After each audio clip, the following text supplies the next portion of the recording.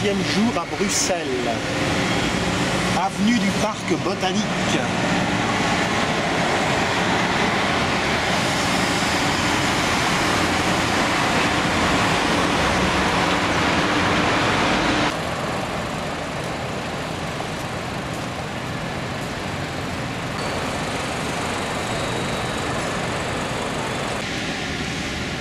Le boulevard Adolphe Max nous ramène vers le centre-ville. Il ressemble à une artère parisienne.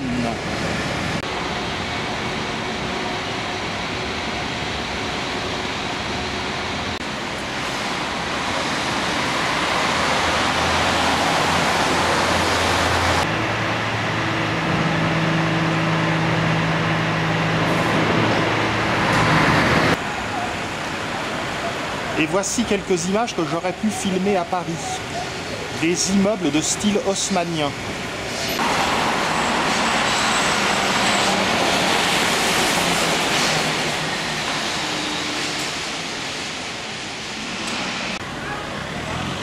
Le pont des Soupirs, avec moins de romantisme. Chevet de l'église Notre-Dame de Finistère. Un peu perdu dans ce quartier ultra commerçant.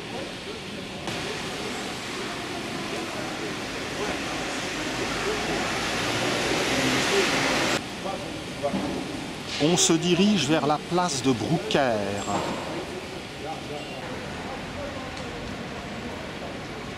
Une splendeur architecturale.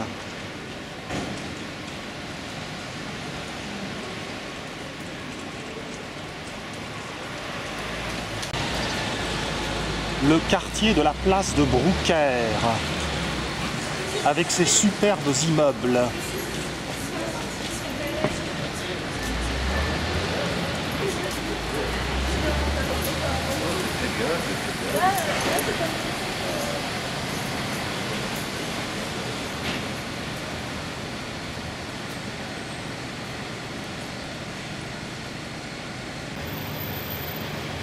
Voici la place de Brouckère, hélas défigurée par des constructions modernes.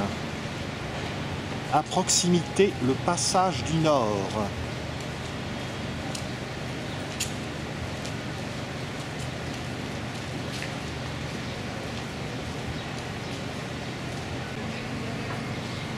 Le passage du Nord évoque les Galeries Royales Saint-Hubert.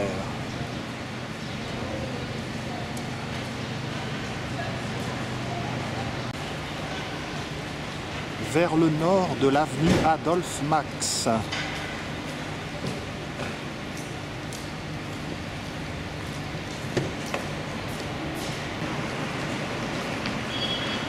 Les belles maisons cependant de la place de Brouckère restent en nombre.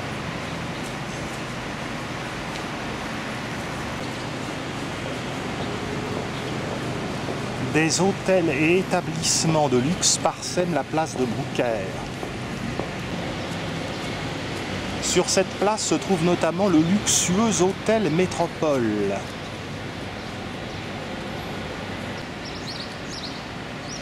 Bien curieux de mettre une telle affiche au sommet d'un si bel immeuble.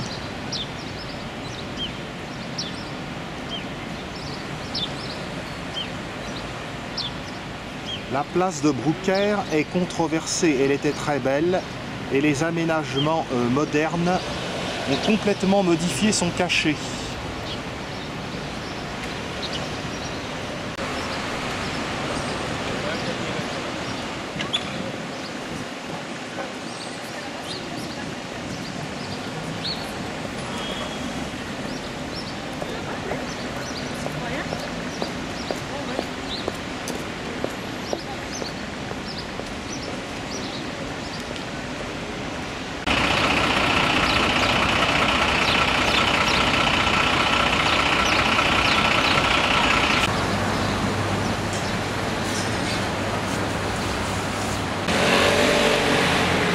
Un coin qui rappelle la Défense.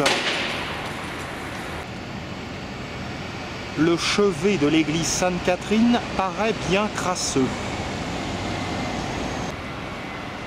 Le quartier offre du bon cependant. Quelques belles façades flamandes, avec des estaminets. La très curieuse tour noire, un des vestiges de la première enceinte de Bruxelles et qui a été restaurée en 1888 dans l'esprit de Viollet-le-Duc.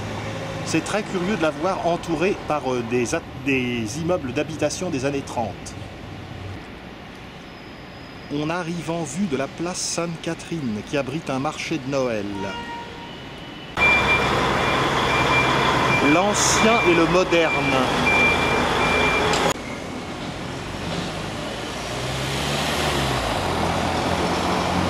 Le quartier est colonisé par les bobos. À cette heure matinale, le marché de Noël n'est pas encore ouvert.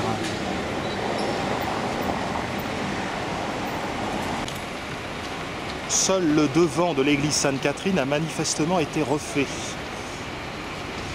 Le côté est tout crasseux. L'église a pour modèle l'église Saint-Eustache à Paris.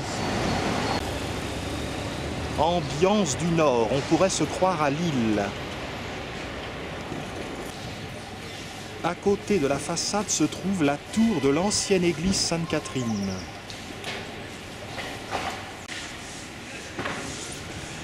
L'église Sainte-Catherine actuelle a été achevée en 1859.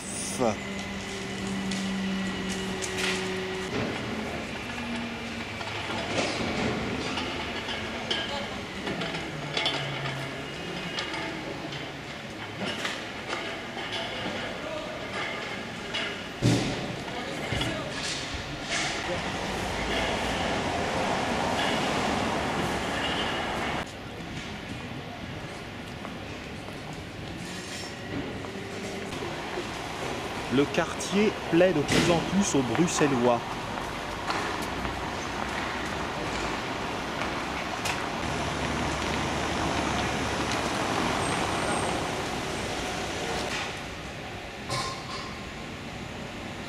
Une petite fontaine de charme.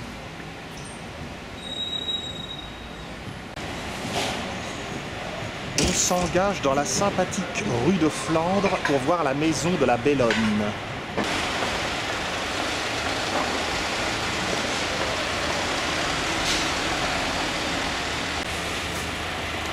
La rue de Flandre est une suite de cafés, de restaurants, de boutiques d'épicerie fine. Un kiwi pousse le long d'une façade et il a même des fruits.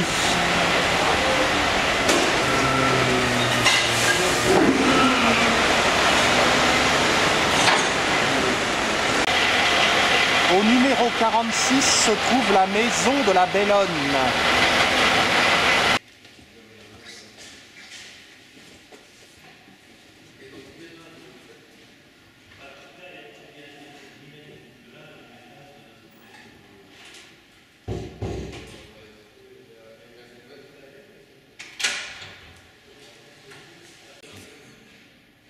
Au-dessus de la porte, un buste de la déesse de la guerre, Bellone.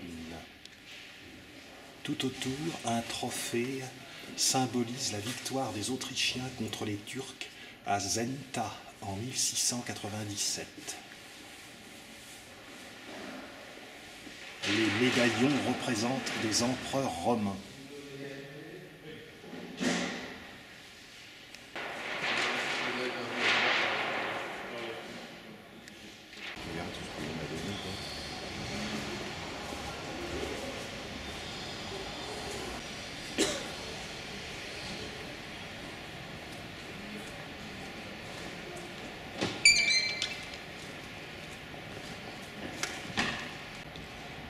Un mini kiwi est protégé.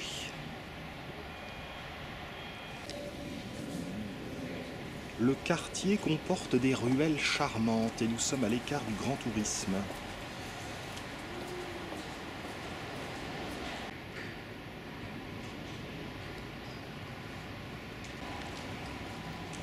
On se croirait en Flandre avec la brique peinte en blanc.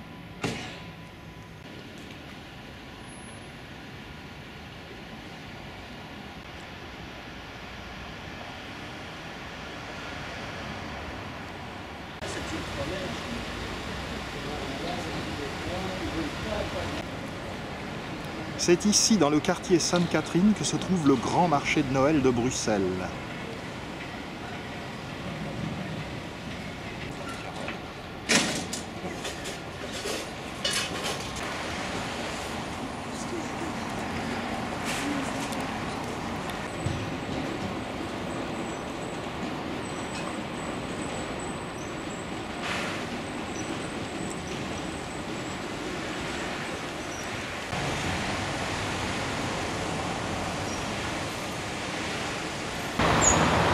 De ci, de là, dans le quartier, il y a toujours quelques façades qui sortent de l'ordinaire.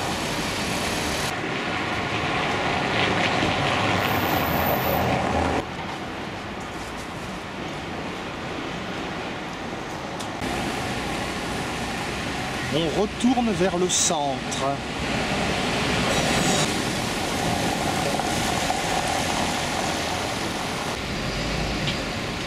De ci, de là, il y a toujours de beaux immeubles à admirer.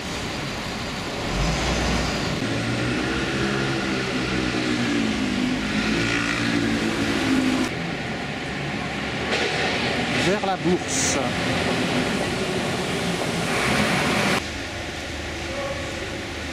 Dans ce quartier cossu, on se croirait vraiment à Paris.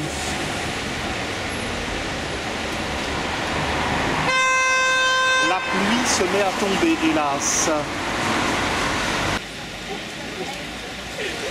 En vue de la Bourse.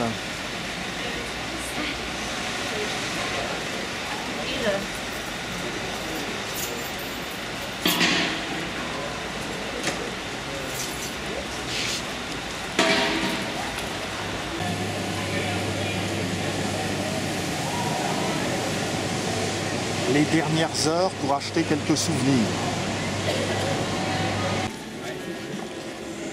Juste à côté de la Bourse, nous étions passés devant l'église Saint-Nicolas. Nous n'avons pas visité l'intérieur. L'église Saint-Nicolas est citée depuis le XIIe siècle. Elle a été presque détruite par le bombardement français de 1695. Saint-Nicolas est le patron des bateliers. La façade restaurée ne date que de 1956. De vieilles demeures se pressent autour de cette église.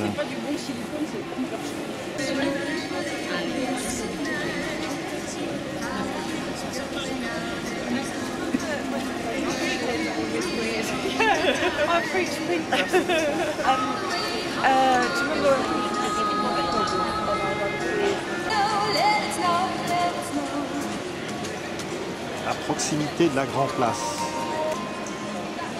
Allons visiter l'église Saint-Nicolas.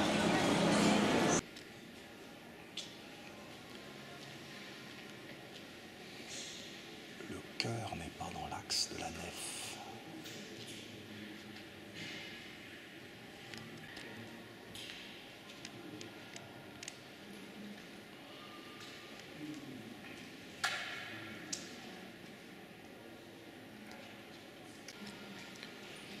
Chasse en cuivre doré des martyrs de Gorkum.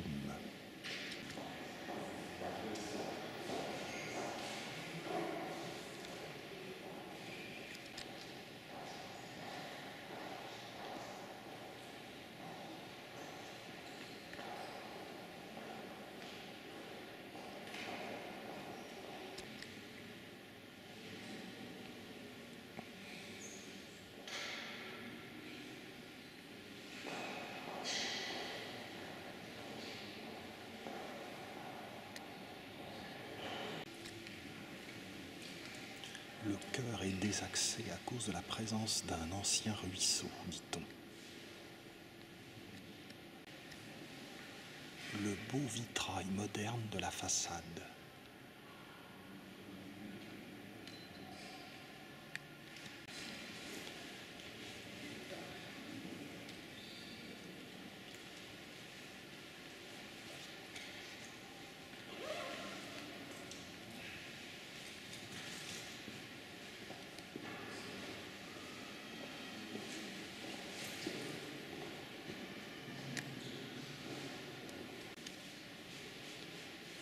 clou de l'église est cette peinture attribuée à Rubens, la Vierge et l'enfant endormi.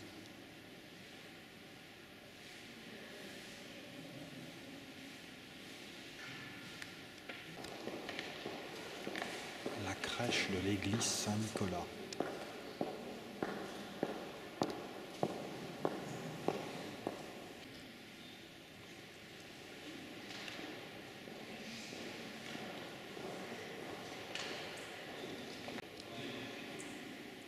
La clôture du chœur.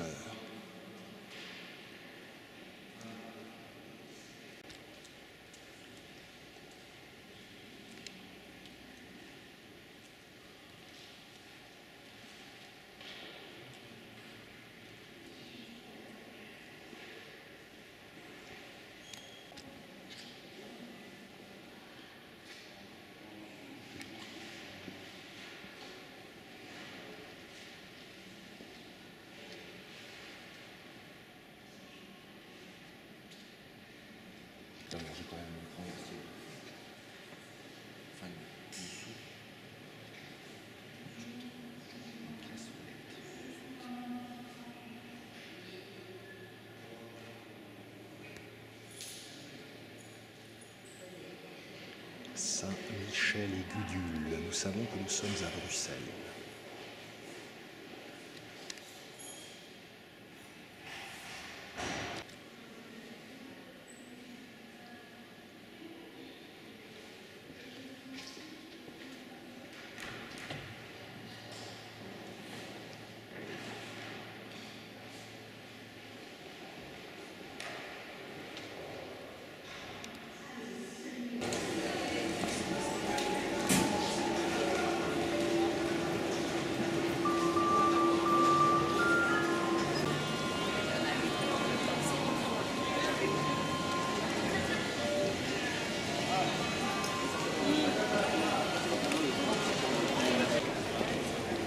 Une belle petite maison flanque l'église Saint-Nicolas.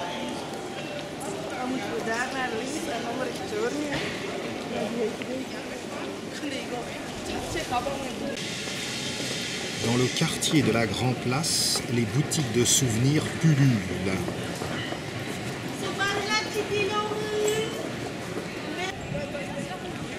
De retour sur la Grand Place, nous n'aurons pas le temps de détailler les maisons des corporations, mais il y a au moins une chose que nous devons faire, c'est aller dans la cour de l'hôtel de ville.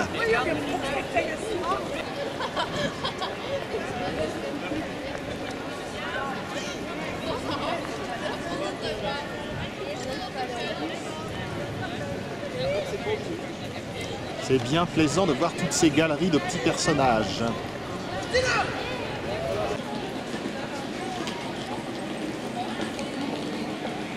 Moi qui aime tant filmer les détails, c'est un crève-cœur de devoir passer si vite. Une porte qui ne date pas d'hier. Sous la voûte permettant d'accéder à la cour de l'hôtel de ville.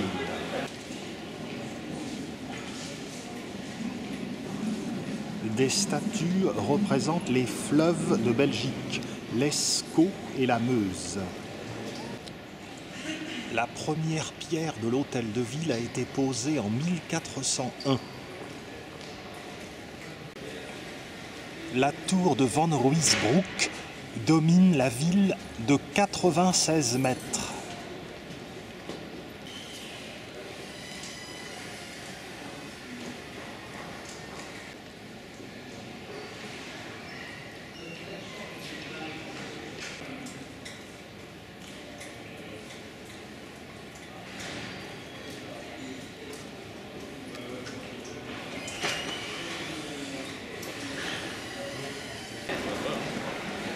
Dernier regard sur cette ville magique, on ne s'en lasserait pas.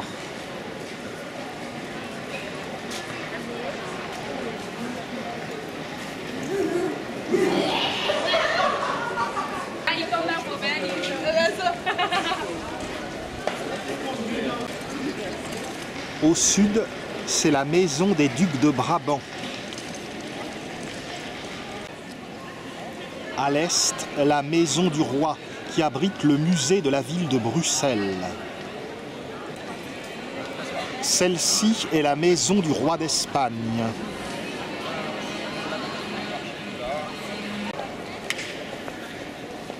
C'est pas facile, hein, c'est assez l'exercice de vie.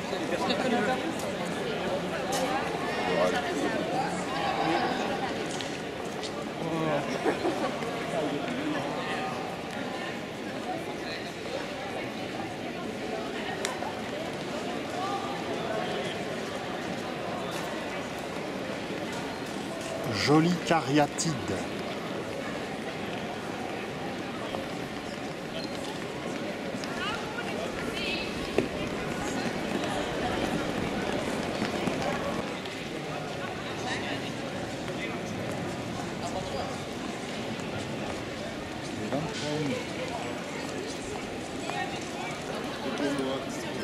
La crèche de la Grand Place. Les animaux sont vivants.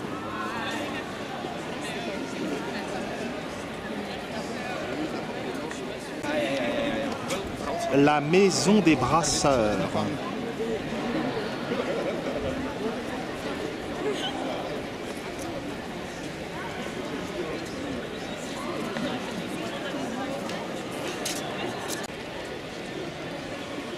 Figure grotesque.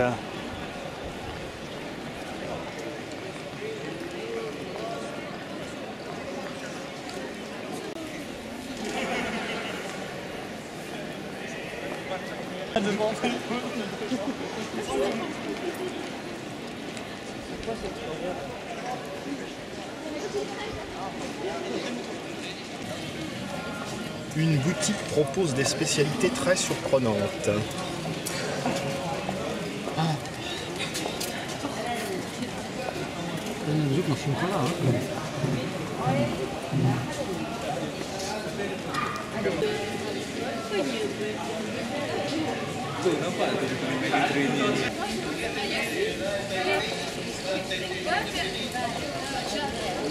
Comment ne pas avoir l'eau à la bouche?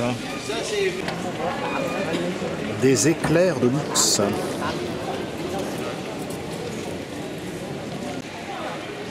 Une petite impasse croquignolette s'ouvre dans une maison.